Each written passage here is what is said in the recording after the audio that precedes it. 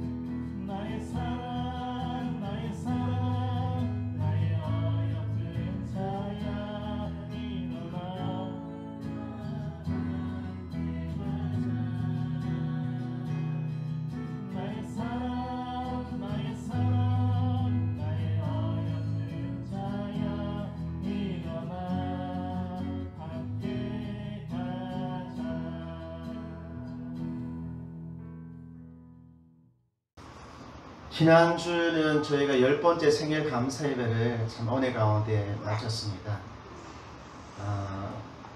많은 분들이 현장 예배를 함께 드렸고 또 영상으로 또 감사 영상을 보내주셔서 인사를 보내주셔서 참 많은 분들에게 위로가 되고 힘이 되었습니다. 다음 주는 맥주 감사주일입니다. 맥주 감사주일은 1월달부터 6월달까지 하나님께서 나에게 베풀어 주신 은혜에 대해서 감사하는 그런 예배입니다. 7월달부터 이제 오늘까지 에베소서의 말씀이 끝나고 이제 7월달부터는 성품에 대한 설교를 한 달 정도 할 예정입니다. 사람의 성품, 이것이 굉장히 중요한데 이 성품에 대한 설교를 통하여서 우리가 함께 은혜 받기를 원합니다. 우리 윌슨 집사님이 7월 1일 새벽에 중국으로 출국을 하십니다. 아마 한동안 이제 저희랑 함께 예배드리기가 힘들 텐데 오늘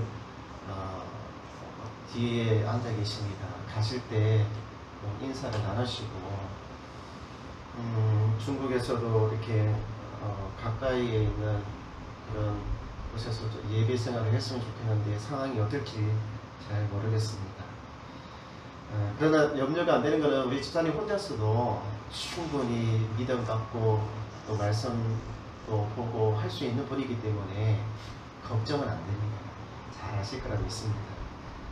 양리 성도님께서는 지난주에 중국으로 다시 가셨습니다.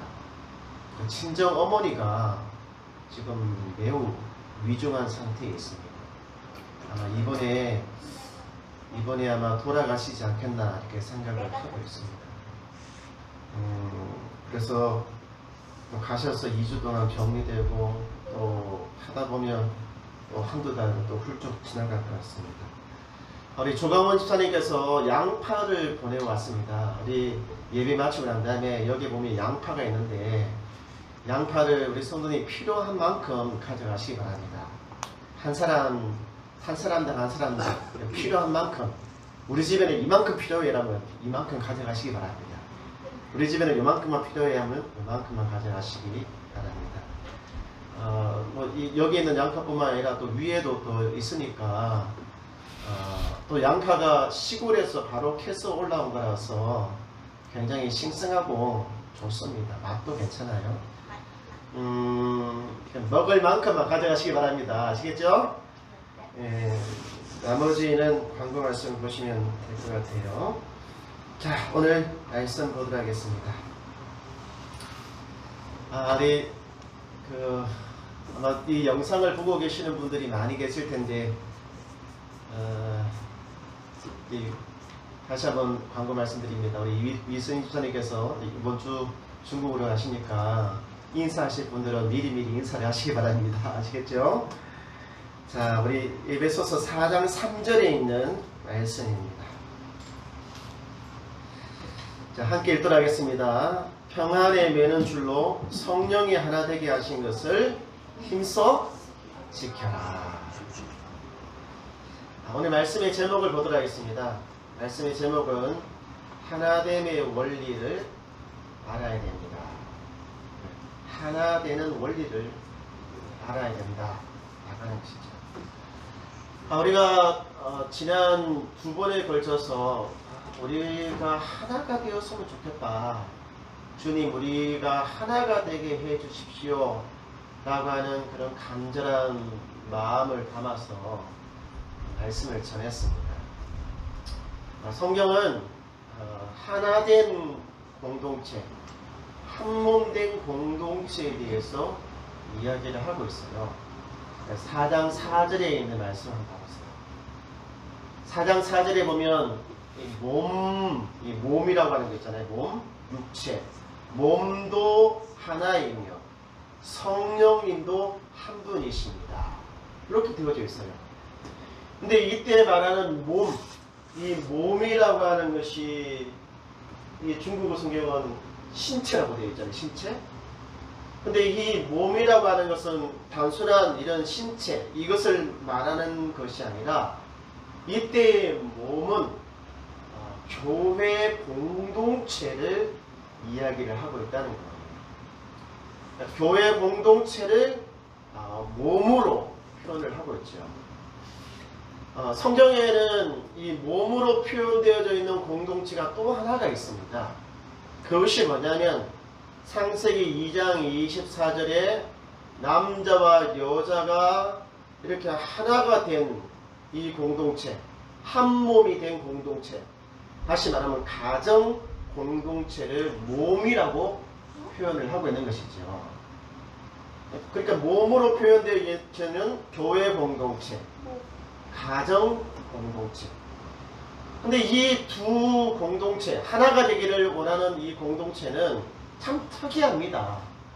왜 특이하냐면 교회가 한 몸 된 공동체인데 이것이 언어와 문화와 인종을 뛰어넘어서 한 사람과 또 한 사람, 정말 달라도 너무 다른 이 사람이 한 곳에 모여서 하나가 되는 이거 정말 쉬운 일이 아니거든요. 남자와 여자가 만나서 하나의 가정을 이루어서 한 몸을 이루는 가정 공동체, 이게 쉽습니까? 어렵습니까? 정말 어렵다는 거예요. 그래서 남자와 여자가 얼마나 다르냐라고 했을 때 완전 외계인이라는, 외계인, 언어가 통하지 않는 외계인으로 서로를 표현을 한다는 것이죠. 서로를 이해하기 위해서 여성이 사용하는 언어의 사전이 있고 남성이 사용하는 언어의 사전이 있다는 거예요.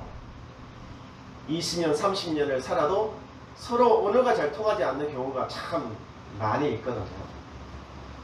저는 요즘 최근에 이제 한 6시 정도 되면 저희 집사람 퇴근 시간에 맞추어서 이렇게 걸어서 마중을 갑니다.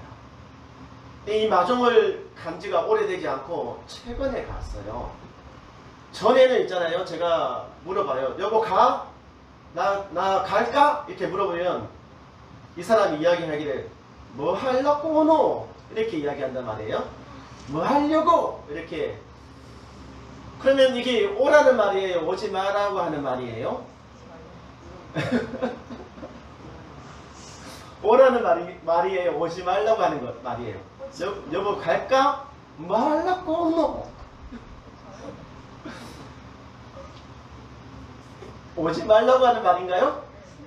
내가 아직까지 잘 이해를 잘 못하고 있는 것 같은데 제가 그 말을 듣고 갔어요. 뭐 하려고 너?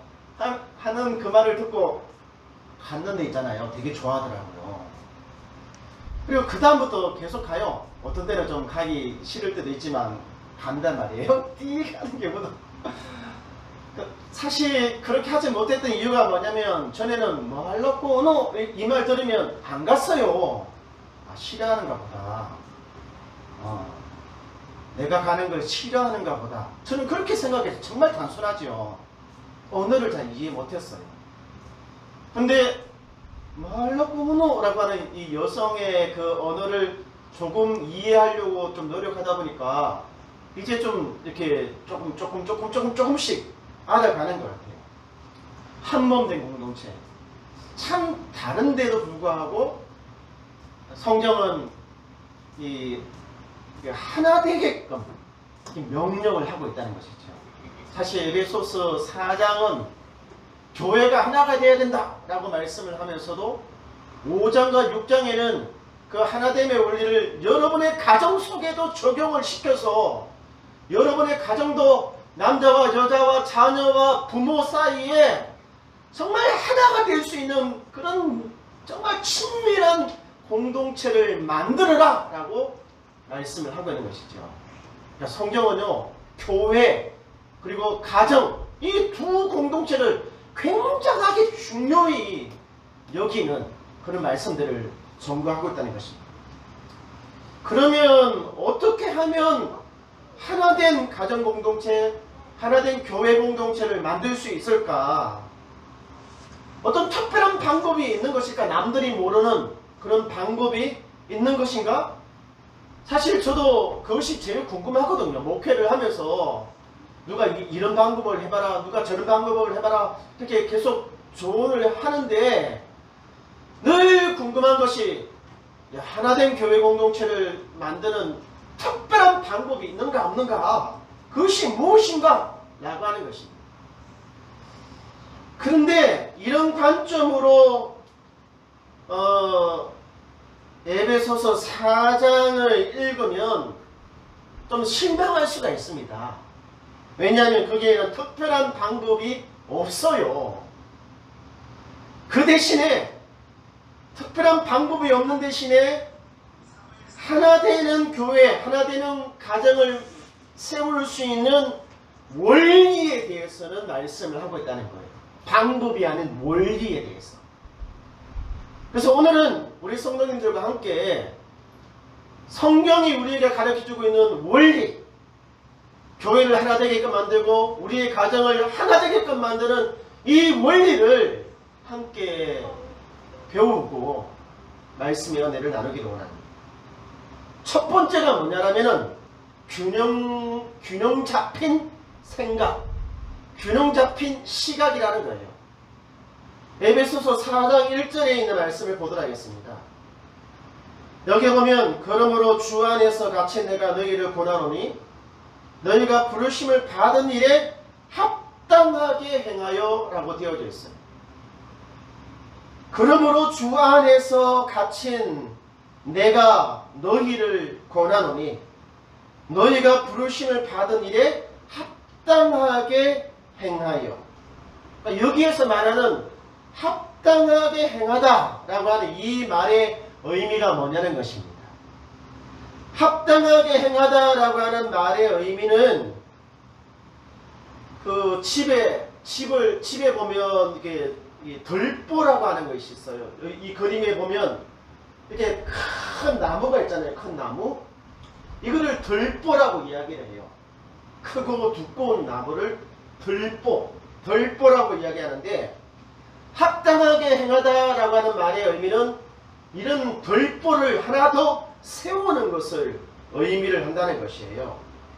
다시 말하면 어느 한쪽으로 치우쳐져 있는 생각, 그 생각이 아니라 한쪽으로 치우쳐진 생각에서 또 다른 그 덜보를 딱 세움으로 인해서 균형 잡힌 생각과 균형 잡힌 시각, 그러니까 편견을 가지지 않는 것을 말씀을 하고 있다는 것이지요.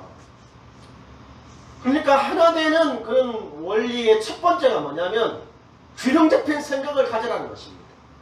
어느 한쪽으로 치우쳐져 있는 편견을 갖지 말라고 말씀을 하고 있는 것이죠. 이 그림을 다시 한번 다음 그림을 하나 보시기 바랍니다. 이거는 한국 사람을 중심으로 해서 우리가 어떠한 그 편견을 가지고 있는지를 나타내고 있는 도표입니다. 여기에 보면 차별의 사유에 대해서, 그러니까 어떤 사람을 평등하게 대하지 않고 좀 차별하는 그런 이유에 대해서 이야기할 때 출신 국가, 한국 사람이 아니어서 인종, 민족, 피부색, 종교, 그다음에 문화, 한국어, 말투, 뭐 이런 다양한 이유 때문에 좀 차별을 하는 경우가 발생을 한다고 이야기를 해요. 그 중에서 한번 봐보세요. 제가 볼 때 이 한국인이 아니어서 그럼 외국인이면 무조건 차별을 해야 되는가? 하여튼 한국 사람의 의식 속에는 한국 사람이 아닌 다른 사람들은 좀 차별하는 경향이 있는 것 같아요. 만약에 이런 식으로 차별을 한다고 했잖아요. 한때 우리나라의 지역 감정이 굉장히 심했어요. 경상도 사람과 전라도 사람. 굉장히 심할 때는 있잖아요. 전라도 사람은 경상도 사람들을 무조건 싫어했어요. 그 경상도 사람들은 전라도 사람들을 다 공산당이라고 해가지고 싫어했단 말이에요. 그러니까 저희 부모님 때만 하더라도 전라도를 절대로 가지 말라고 이야기를 하셨어요. 왜냐하면 전라도 가서 경상도 사람이라고 하는 말을 하면 맞아 죽을 수도 있다. 그런 말을 들으면서 저도 성장을 했거든요. 그러니까 지역이 달라서 아니면 한국 사람이 아니어서 차별을 하는 것은 편견된 한쪽 면만 바라보는 생각이라고 하는 것이죠. 또 하나 보시기 바랍니다. 출신국가 어디서 왔느냐에 따라서도 굉장히 차별을 한다라고 하는 것이에요. 근데 문제는 뭐냐면 어디서 왔느냐 하면서도 유럽이라든지 아니면 미국에서 온 경우는 그렇게 차별을 하지 않아요. 근데 저게 아프리카에서 왔다든지 아니면 동남아시아에서 왔다든지 하면은 그 나라 거기에서 왔다고 하는 이유 때문에 괜히 또 차별하는 경향이 있다는 거예요. 그러니까 사람 그 자체를 보지 않고 그 사람이 어떤 배경을 갖고 있느냐, 그 배경에 의해서 어디서 왔으니까 그 사람 어떨 거야 라고 쉽게 편견을 가지는 경향이 있다는 것이죠. 이분을 하나 보시기 바랍니다. 우리 성도님들이 잘 아시는 분, 이분 누구예요? 자스민 씨잖아요. 이분 알아요? 몰라요? 몰라요? 네. 오늘부터 아시기 바랍니다. 자스민 씨. 이분 한국에 오셔서 출세하신 분이셔요. 정말 한국에 이렇게 오셔서 많은 어려움을 이겨내고 한국에서 성공하신 분이시거든요. 완덕이라고 하는 영화 보셨어요? 그 완덕이라고 하는 영화에서 배우로 등장을 했어요. 그러다가 국민들로부터 굉장히 인기를 많이 얻고 난 다음에 이번에는 있잖아요. 국회의원이 됐습니다. 국회의원. 대단하신 분이죠. 외국에 나가서 그 나라에서 국회의원까지 올라간다면 정말 출세하신 분이잖아요. 그런데 그 완덕이 영화 때만 하더라도 사람들이 이분 좋아했어요. 근데 국회의원 되고 난 다음부터는요, 이분이 엄청나게 욕을 많이 들어먹었습니다. 댓글로도 엄청나게 많은 욕을 들어먹고. 그래서 어떤 사람들이 이야기를 해요. 만약에 이 자스민 의원이 필리핀 사람이 아니라 유럽에 있는 어느 나라에서 왔다고 한다면 그렇게 많은 욕을 들어먹었을까? 라고 이야기를 하는 거예요. 많은 사람들이 이분을 비판을 했는데 비판한 내용을 여러분 한번 읽어보시기 바랍니다. 다른 거 아니에요. 필리핀에서 온 사람이 한국에서 국회의원이 돼? 못 사는 나라에서 왔는데 어떻게 국회의원이 될 수가 있어? 이런 식의 비판들을 많이 하는 것을 볼 수가 있다는 것이에요.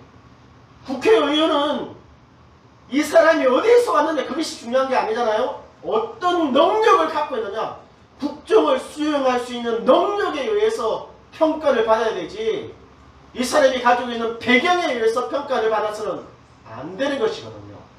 어떻게 보면 굉장히 편협된 그런 시각을 가지고 있다는 것이에요. 근데 그리스도인은 합당하게 행하라 라고 말씀하시기 때문에 그런 편견이 아니라 균형 잡힌 생각을 가지고 있어야 된다는 거예요. 균형 잡힌 생각을. 이 편견에서 벗어나야만 된다는 것이죠. 우리 사회가 정말 하나가 되기 위해서는 이런 편견에서 벗어나야 되고, 우리 교회가 하나가 되기 위해서는 편견에서 벗어나야 된다는 거예요. 언어 출신, 색깔이 어떻고 음식이 어떻고 문화가 어떻고 그런 편견에서 벗어난 그런 균형 잡힌 생각을 가지고 있어야 된다는 것이죠. 저는 더 많은 이주민이 우리 사회 곳곳에서 자신의 목소리를 내기를 원합니다. 정치인도 되고 언론인도 되고 교수도 되고 목회자도 되고 말이죠. 저의 꿈은 우리 다행교회가 있잖아요. 나중에 제 다음에 목회자는 이렇게 이주해서 이 땅에서 이렇게 성장한 사람이 다음 목회자가 되었으면 정말 좋겠어요. 정말 그렇게 이루어지기를 원합니다. 그리스도인은 모든 이주민에 대해서 편견을 가져서는 안 됩니다. 교회가 사람 그 자체를 보지 않고 어느 나라에서 왔는가, 피부색이 어떤가에 따라서 차별을 한다면 교회는 그리스도 예수 안에서 하나된 공동체를 죽다 깨어나도 세울 수 없기 때문에 그런 것입니다. 이제 두 번째 원리가 있어요. 하나 되게 하는 두 번째 원리는 자기 성질대로 하지 말고 성경대로 해야 된다는 거예요. 한번 우리 성도님 저를 따라서 해보시기 바랍니다. 자기 성질대로 하지 말고 성경대로 합시다. 에베소서 4장 3절에 있는 말씀에 보면 평안에 매는 줄로 성령이 하나 되게 하신 것을 힘써 지켜라, 이렇게 표현이 되어져 있어요. 여기에서 힘써 지켜라, 힘써 지켜라, 이 말의 의미가 뭐냐는 것입니다. 힘써 지켜라라고 하는 이 말의 의미는 단순하게 노력해라 라고 하는 의미가 아니에요. 이 말의 의미는 어떤 목적, 그러니까 하나됨을 향한 이 목적을 향하여 진지하고 열심히 있는 태도를 의미를 한다는 거예요. 다시 말하면 이것은 뭐냐면 그리스도 예수 안에서 변화된 성품이라고 하는 것입니다. 왜 제가 이렇게 결론을 내렸냐고 하면 4장 2절을 보시기 바랍니다. 4장 2절에 보면 모든 겸손과 온유를 하고 오래 참음으로 사랑 가운데서 서로 용납하고 라고 되어져 있잖아요. 여기 보면 겸손, 온유, 오래 참음, 용납, 이것이 뭐냐면 그리스도 예수 안에서 변화된 성품인데, 이 성품이 하나된 공동체를 이루기 위한 정말로 필요한 그런 태도라고 하는 의미인 것이죠. 이 본문을 자세히 보면 이 성품은 두 가지를 이야기하고 있습니다. 하나는 하나님을 대면하는 태도와 또 하나는 상대방을 대면하는 태도, 이 두 가지를 이야기하고 있다는 거예요. 하나님을 대면하는 태도가 뭐냐면 겸손과 온유입니다. 그리고 내가 아닌 다른 사람과 대면하는 태도가 뭐냐면 오래 참음과 용납이라고 하는 거예요. 그러니까 하나님을 대면하는 성품과 다른 사람을 대면하는 이 성품, 이 두 가지가 균형을 이룰 때 성숙한 성도가 되고 성숙한 공동체를 만들어 갈 수 있다는 것을 말씀을 하고 있는 것이죠. 제가 이 본문을 읽으면서 더더욱 놀란 것이 있는데, 우리가 한몸된 공동체를 세우는데 어떤 행동을 해야 되지 않느냐, 어떤 역할을 해야 되지 않느냐, 어떤 봉사를 해야 되지 않느냐라고 하는 생각을 가질 수 있다는 거예요. 나는 교회에 왔는데 예배만 드리고 가요. 나는 정말 교회 필요 없는 사람인가요? 근데 이 본문을 읽어보면 절대로 그렇지 않다는 것입니다. 에베소서 4장 7절과 12절은 하나된 교회 공동체를 만들기 위해서 무엇인가 하라는 거예요. 자기의 은사에 맞게끔 가르치는 일이든 봉사하는 일이든 하라고 하는 것인데, 그것보다 4장 2절과 3절에 어떤 것을 더 강조하고 있다는 것입니까? 태도, 성품을 먼저 강조하고 있다는 것입니다. 그러니까 뭐냐? 어떤 일을 하는 것보다 우리 자신이 그리스도 예수 안에서 변화되는 것이, 변화된 성품을 가지는 것이 더 중요하다라고 하는 사실을 말씀을 하고 있는 것이죠. 근데 제가 이거 제 경험상 볼 때 맞는 말씀인 것 같아요. 보통 교회에서 있잖아요. 제일 그 힘이 센 사람들이, 그러니까 이렇게 말빨이 강하고 하여튼 굉장히 열심히 있는 사람들이 보통 어디에서 봉사를 하냐면 식당에서 봉사를 많이 합니다. 왜냐하면 남들이 하기 싫어하고 힘든 일이기 때문에 아침 일찍부터 나와서 음식 준비하고 이런 거 잘 안 하거든요. 웬만한 믿음을 가진 사람이 아니면 이거 안 해요. 그리고 교회에서도 웬만한 믿음을 가지고 웬만한 정말 열심히 하는 그런 분들을 이렇게 택해서 식당에다가 딱 배치를 시켜 놓는단 말이에요. 근데 제가 경험상 보면 어떤 이렇게 그러니까 1조, 2조, 3조, 4조 이렇게 조를 구분하는데, 어떤 조는 정말 있잖아요. 음식도 만들고 서로 기뻐하고 즐거워하고 웃으면서 이런 일을 하는데, 반면에 어떤 팀은 있잖아요. 아니 막 굉장히 서로 얼굴을 막 찌푸리면서 그런 일을 해요. 그 중에 왜 그런 일이 발생하냐면, 그 중에 자기 성질대로 막 화를 내는 사람이 있을 때 특히 그래요. 서로 일을 하다 보면 마음이 안 맞고 짜증스러운 일이 많잖아요. 그럴 때 막 자기 성질대로 막 이렇게 막 젓가락 하나 푹 던져버린다든지 숟가락을 막 던져버린다든지 뭐 이런 일이 발생하면 있잖아요. 그때부터는 완전 초상집이 돼버리거든요. 그러니까 자기 성질대로 막 이렇게 뭔가를 해버릴 때 그 공동체가 끼어져 버리는 현상이 발생을 한다는 것이죠. 좀 일은 잘 못해도 있잖아요. 좀 성품이 좀 온유하고 겸손하고 오래 참고 서로 용납하는 그런 분위기에서 이렇게 서로를 이해하면서 하는 그 팀들은 정말 분위기가 좋고 있잖아요. 거기에 사람들이 막 모여든단 말이에요, 이게. 자, 저를 따라서 해보시기 바랍니다. 일이 먼저가 아니라 성품이 먼저입니다. 가정에서 남편이 막 자기 아내한테 막 좋은 거 막 해주면서도 막 성질 부릴 거 다 성질 부리면 그 가정이 행복한 가정이 됩니까? 그거 안 되는 거거든요. 교회 공동체도 똑같다는 거예요. 사람의 성품은 참 가르쳐서 되는 일이 아니에요.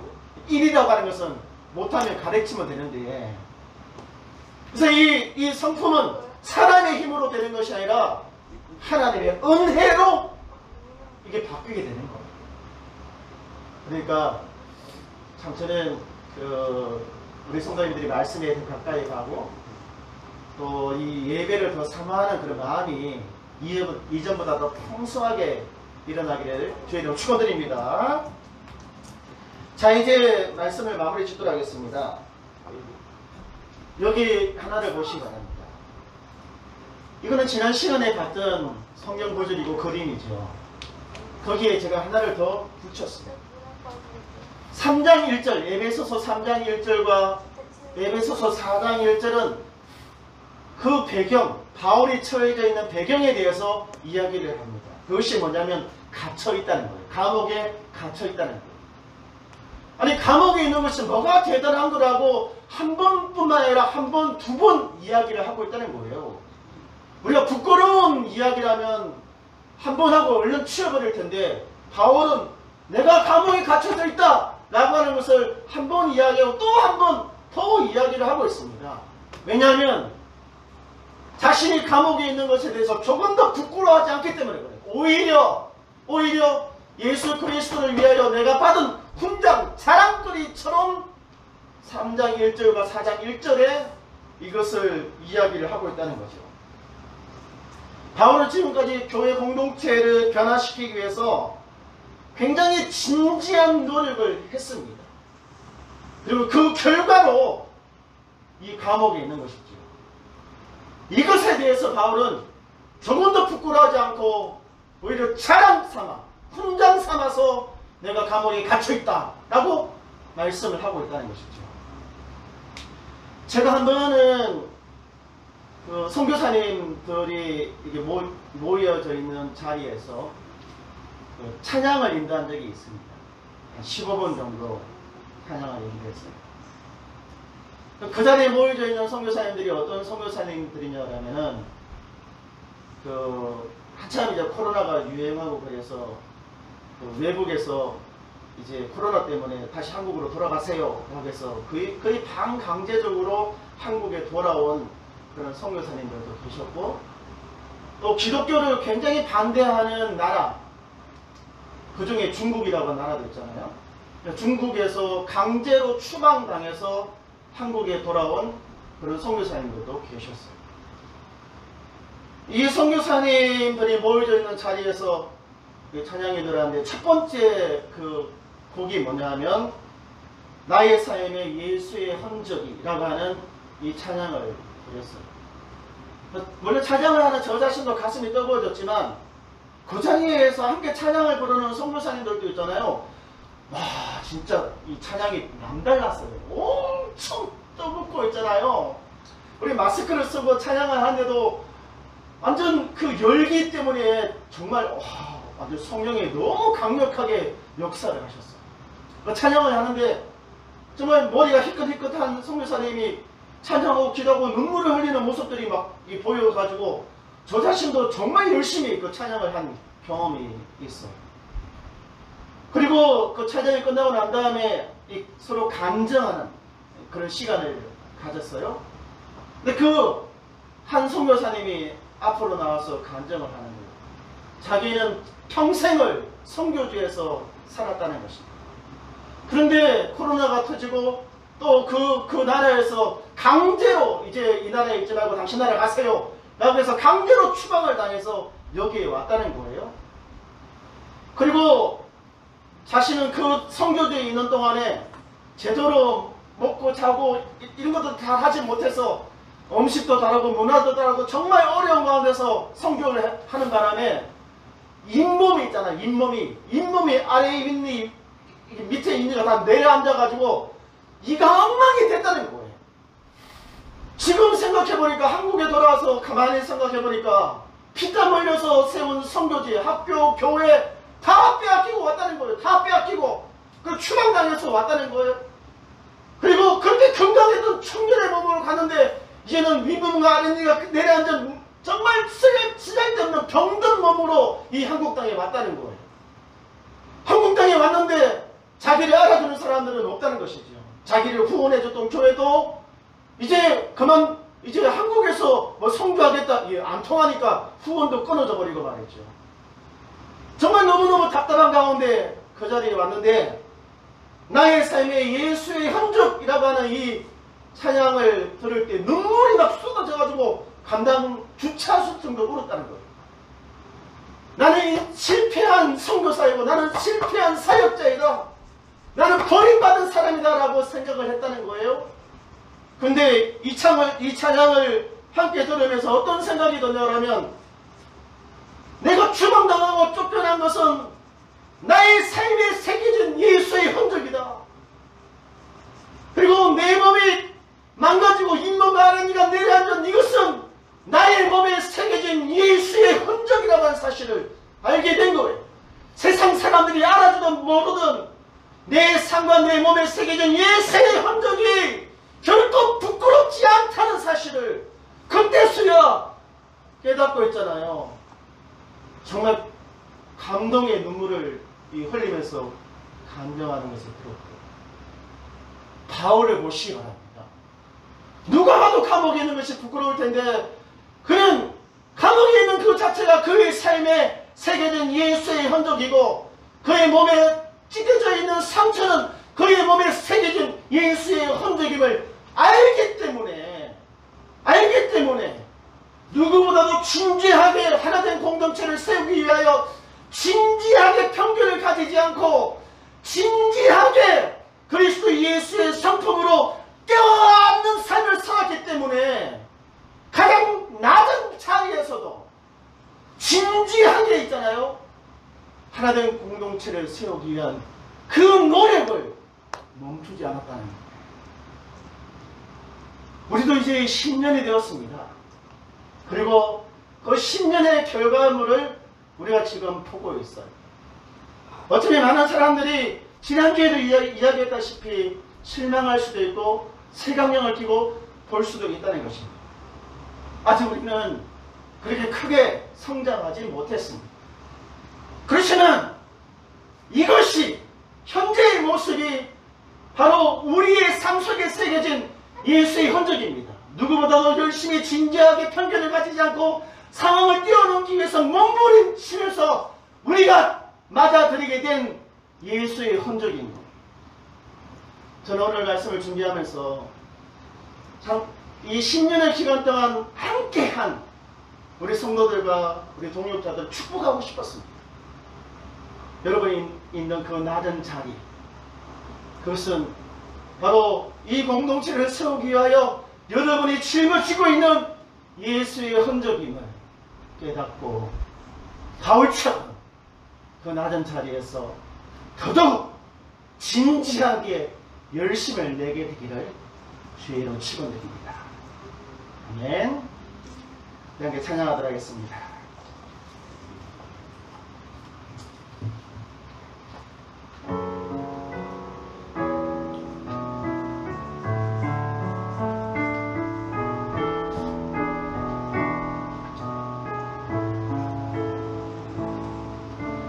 나의 삶에 예수의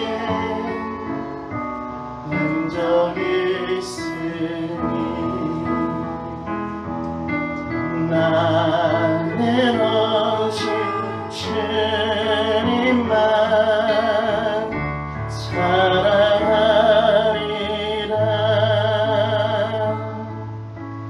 내 영혼에 예수의 생명이 있으니 나는 오직 주님만 증거하리라. 주만 성길이 가장 낮은 자리에서 주만 높이리. 내 생명 다하여 어린 양 찬양하리. 내 평생 그 하나로 충분해요. 어린 양 찬양하리. 내가 주의 힘대한 어린 양 찬양하리. 어린 양 찬양. 내 평생의 검은 한 번만으로 충분합니다. 평생 그 하나로 충분해요. 어린 양 찬양하리. 내가 주의 임재 안에서. 오늘은 에베소서 말씀을 마무리 짓는 주일 예배지요. 우리 이 시간에는 교회를 함께 섬기는 분들을 위해서 기도했으면 좋겠습니다. 앞에서 찬양으로 섬기는 분들과 또 말씀으로 섬기는 분들과 그리고 이 교회에 함께 하시는 분들을 위해서 지금 현장에 계신 분들과 지금은 잠시 떨어져 있는 방송으로 예배를 드리는 분들과 그분들을 위해서 우리 함께 기도하기를 원합니다. 축복하면서 기도하기를 원합니다. 기도하겠습니다. 살아계신 하나님 아버지 감사합니다. 주님, 지금의 우리 영실 앞에서 우리가 예수의 흔적을 참 가지고 살아갑니다. 하나가 있는 가문을 깨어나서 한 공동체를 이루기 위하여 작은 교회를 섬기는 것이 아주 쉬운 일이 아닙니다. 그 섬기기 위하여 어떤 것은 내려놓아야만 되고 어떤 것은 희생해야만 되고 어떤 것은 포기해야만 되는 것들이 있습니다. 주님, 우리가 포기하고 내려놓았던 이 모든 것들이 내 삶에 새겨진 예수의 흔적이 되게 하여 주시옵소서. 내가 교회를 위하여 포기했던 그 모든 것들이 예수를 위한 내 몸에 새겨진 흔적이 되어줄 수 있도록 역사하여 주시옵소서. 살아계신 하나님 아버지, 하나님 통역자들 가운데 역사하여 주시고 하나님 더 큰 주의 은혜가 그의 삶 가운데 그의 성전을 위해 넘쳐날 수 있도록 아버지 역사하여 주시옵소서. 이 교회와 함께하는 사랑하는 성도들이 있습니다. 수많은 교회 가운데 이 교회에 출석을 하고 있습니다. 더 크고 더 화려하고 더 많은 것들을 줄 수 있음에도 불구하고 더 받을 수 있는 교회가 더 많음에도 불구하고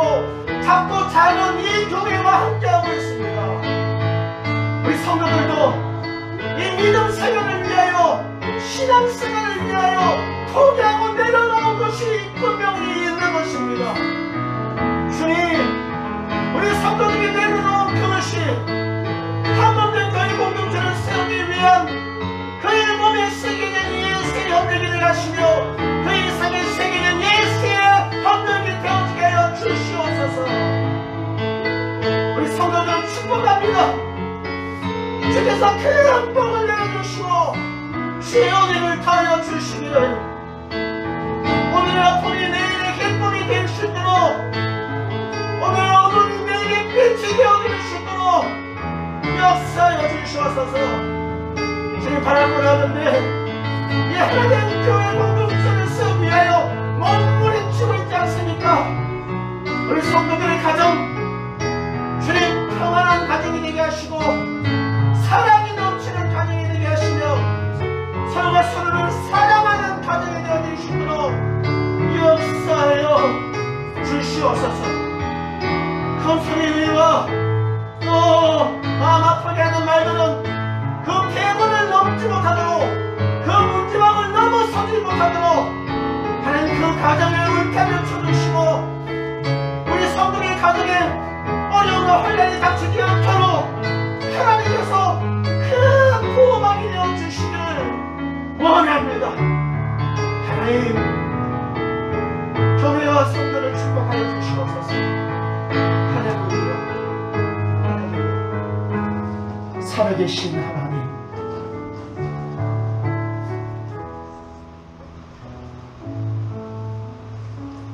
당신의 몸인 교회와 한 몸이 되기를 원하는 가정 공동체를 세우기 위하여 몸부림치는 이 교회와 이 교회 성도들을 기억하여 주셔서 하나님 하늘의 복과 땅의 축복으로 은혜를 부어 주시옵소서. 이제는 우리 주 예수 그리스도의 그 거신 은혜와 하나님 아버지의 놀라우신 사랑과 성령 하나님의 강화 감동 교통하시니 한몸된 교회 한몸된 가정을 힘써 세우기를 원하는 교회와 성도들 머리 위에 이제로부터 영원토록 함께 있을지어다. 아멘. 할렐루야. 우리 이수임 집사님 잠깐 앞으로 나오셔서 이제 방송 얼굴이라도 잠깐 이렇게 인사를 하고 가셨으면 좋겠습니다.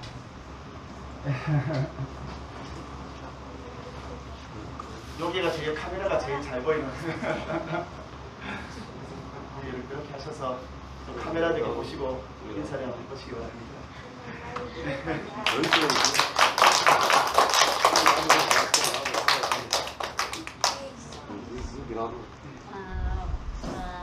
在7月1号就回中国了。在这短暂的几天里，向大家问好。 우리 지민이가 클럽 좀 해줄래? 뭐라고 하셨어요, 할머니가?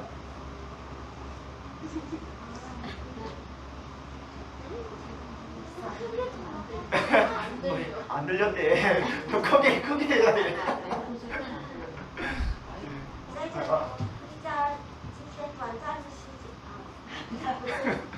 短时间不是这样。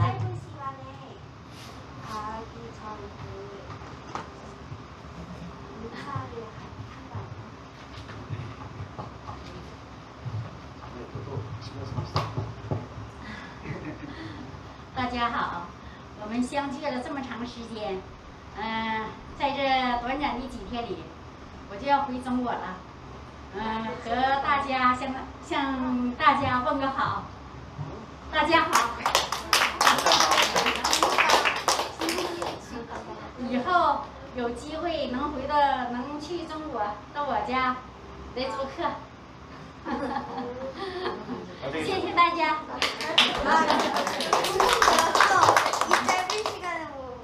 뭐라고 하셨어요?